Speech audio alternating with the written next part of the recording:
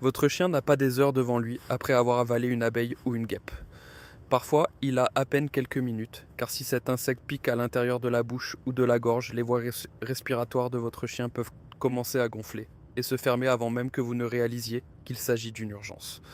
Et le plus terrifiant, c'est que la plupart des propriétaires perdent ces premières minutes critiques à faire exactement ce qu'il ne faut pas faire pendant que le venin se propage plus profondément dans le corps. Arrêtez tout. Regardez attentivement. Je vais vous montrer les étapes exactes pour sauver la vie de votre chien. L'estomac n'est pas le problème, c'est la gorge. Au moment où votre chien avale cet insecte, le cerveau de chaque propriétaire va au même endroit, l'acide gastrique. Il neutralisera le venin. Il ira bien d'ici le matin. Cette pensée tout à fait raisonnable et naturelle, a mis fin à la vie de nombreux chiens, car l'abeille n'atteint jamais l'estomac. Au moment où elle entre en contact avec le fond de la gorge, le palais mou, le pharynx, le tissu tapissant l'entrée de l'œsophage, elle pique par réflexe, instantanément. Ce n'est pas de la cruauté, c'est de la biologie. Menace détectée. Venin libéré. Aucun délai. Et ce tissu de la gorge est le plus vascularisé de tout le corps de votre chien. Plus de vaisseaux sanguins par centimètre carré que presque n'importe où ailleurs. Le venin ne s'absorbe pas lentement. Il inonde la circulation sanguine en moins de 60 secondes. Une piqûre sur la patte gonfle vers l'extérieur.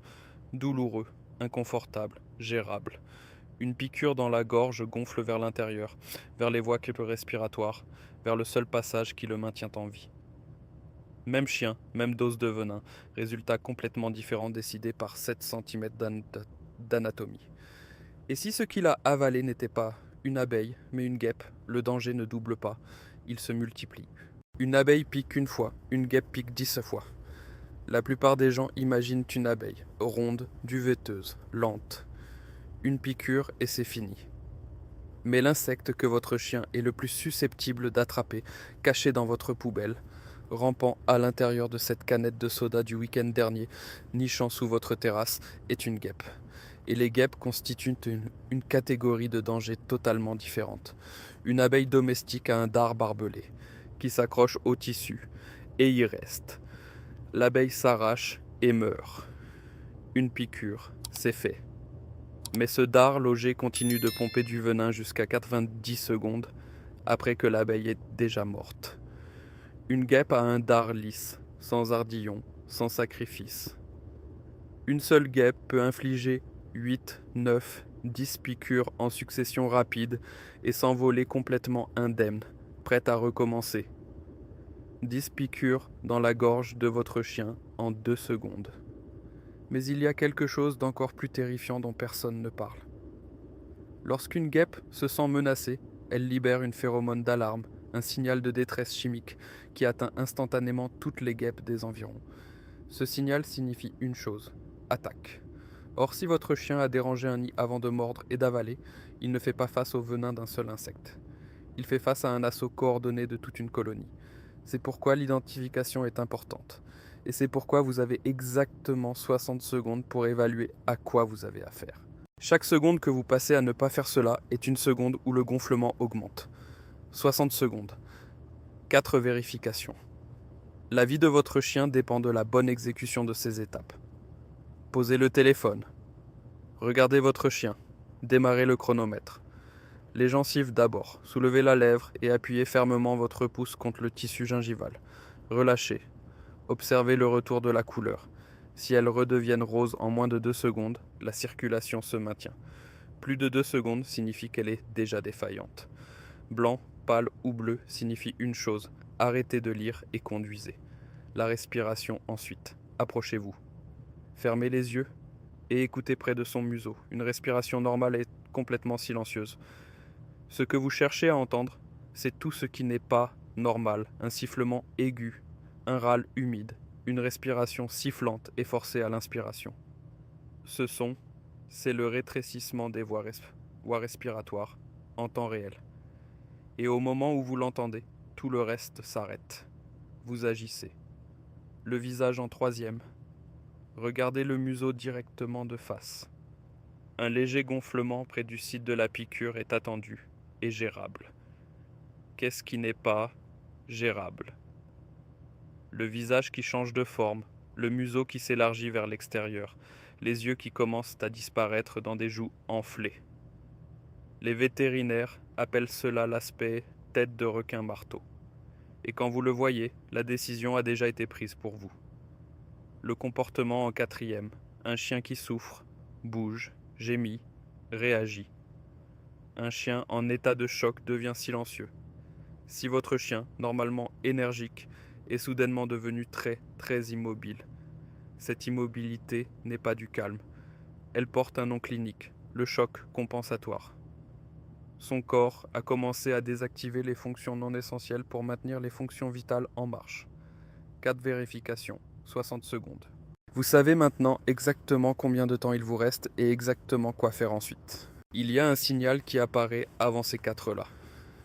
En moyenne, 4 minutes et 20 secondes avant tout symptôme respiratoire. La plupart des propriétaires le voient juste à chaque fois. Aucun d'entre eux ne le reconnaît. Ce seul signe vous fait gagner 4 minutes supplémentaires. Pas les gencives, pas la respiration sifflante, pas le visage qui change, les yeux. En 2022, une série de cas publiés dans Frontiers in Veterinary Science a suivi 34 chiens subissant un choc anaphylactique suite à des piqûres d'insectes. Dans 29 de ces 34 cas, soit 85%, le tout premier symptôme observable était un gonflement autour et au-dessus des yeux, un gonflement périoculaire, et il est apparu en moyenne 4 minutes et 20 secondes avant le développement de tout symptôme respiratoire. 4 minutes et 20 secondes gagnées gratuitement juste en sachant où regarder. À quoi cela ressemble-t-il ? C'est ce qui le rend si dangereux. Cela ne semble pas dramatique. Les yeux ne se ferment pas à cause du gonflement. Ils ont juste l'air plus lourds que d'habitude, légèrement gonflés au-dessus de la paupière, comme si votre chien venait de se réveiller d'une longue sieste au milieu de l'après-midi. Et tous les propriétaires qui l'ont déjà vu ont pensé la même chose. Il est fatigué, il est stressé, laissons-le se reposer. Il n'est pas fatigué. Son système immunitaire vient de déclarer une urgence générale du système. Et les yeux sont le premier signal d'alarme. Au moment où ses paupières semblent même légèrement plus lourdes que la normale après une piqûre avalée, vous marchez déjà vers la voiture. Vous composez déjà le numéro. Vous êtes déjà en mouvement, car ce que vous ferez dans les prochaines minutes à l'intérieur de cette voiture déterminera si votre chien ressortira vivant de cette clinique. Vous êtes dans la voiture. Voici exactement ce qui se passe maintenant. Première chose, pas la deuxième, ni la troisième. D'abord, appelez la clinique avant de sortir de l'allée, pas pendant que vous conduisez. Avant de bouger, prenez le téléphone et dites exactement ceci.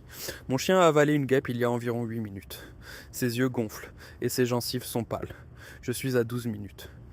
Cette phrase prononcée depuis votre allée déclenche un protocole d'urgence à l'intérieur de ce bâtiment. L'épinéphrine est préparée et dosée.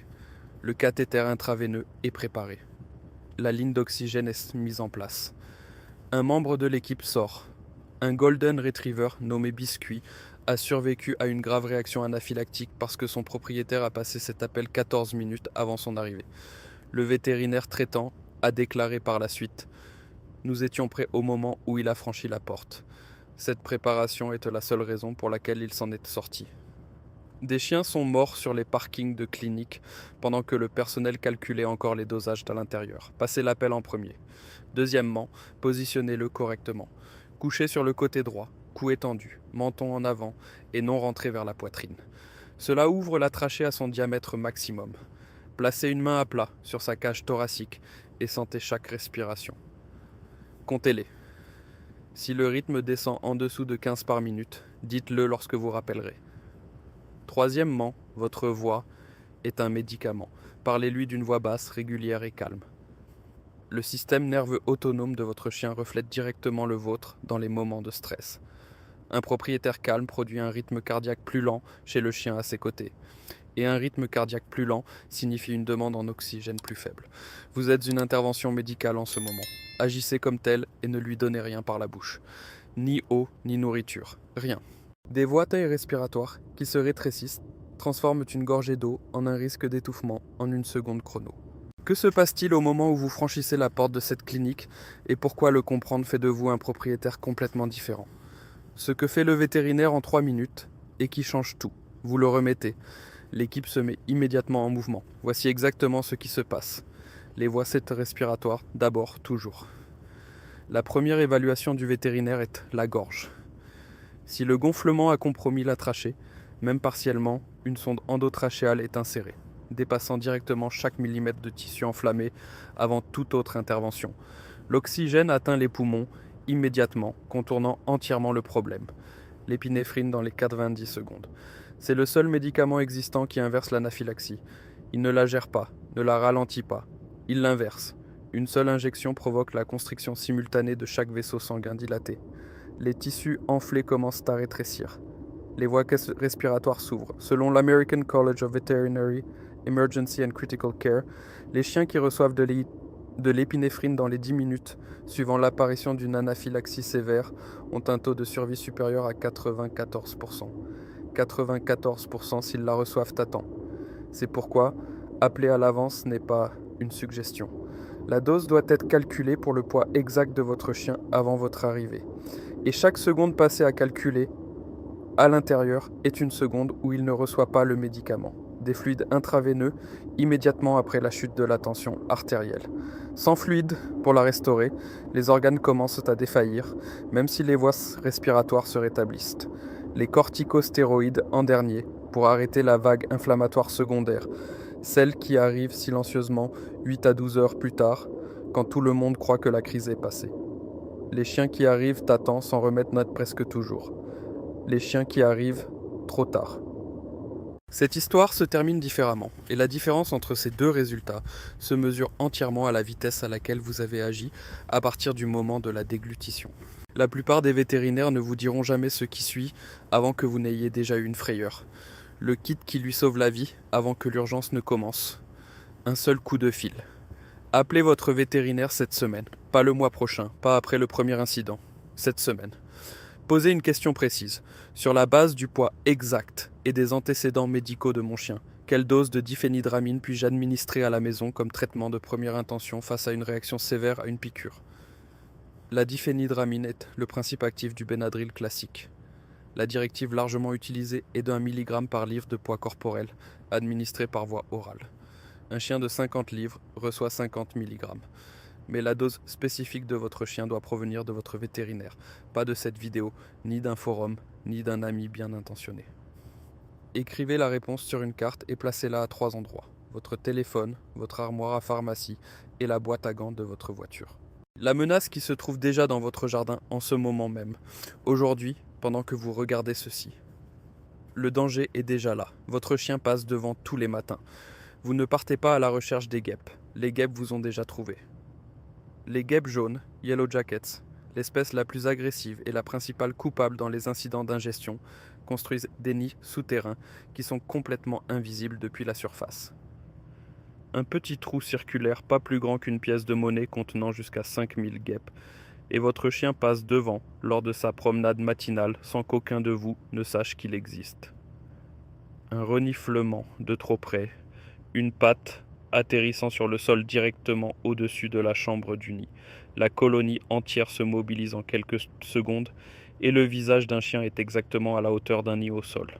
Inspectez votre jardin cette semaine avec un regard neuf. Recherchez une activité inhabituelle d'insectes près du niveau du sol. De petits trous circulaires le long des bords de la pelouse ou des clôtures. Des guêpes entrant et sortant de sous les planches de la terrasse. Quelque chose que la plupart des propriétaires de chiens n'ont jamais envisagé une seule fois, et qui change fondamentalement la façon dont vous comprenez le niveau de risque réel de votre chien en ce moment. La première piqûre était l'avertissement. La deuxième est l'urgence. Votre chien n'a jamais eu de réaction sévère à une piqûre.